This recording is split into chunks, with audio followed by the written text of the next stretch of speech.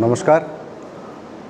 3 দিনব্যাপী লিভারকন, সপ্তম লিভারকন আগরতলার হাফানিয়া স্থিত অডিটোরিয়ামে হচ্ছে।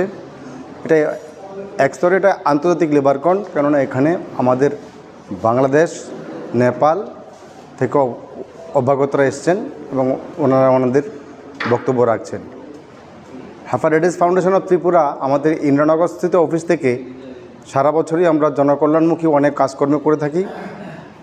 যেসব কাজকর্মগুলোর মধ্যে বিশেষ করে হেপাটাইটিস অর্থাৎ লিভার স্বাস্থ্য সম্পর্কে আমরা জনসচেতনতা প্রচার করে থাকি। আমাদের ফ্ল্যাগশিপ প্রোগ্রাম, যেটা আপাতত কারণে বন্ধ আছে, সেটা হচ্ছিল ত্রিপুরার জনসাধারণকে খুব স্বল্প দামে নিজেদের সুবিধা অনুসারে হেপাটাইটিস বি ভ্যাকসিন দেওয়া। সেটা আমরা আবার শুরু করার সব প্রয়াস চালাচ্ছি। আশা করি আগামী দিনে আমরা শুরু করতে পারবো নতুন করে, নতুন উদ্যম নিয়ে।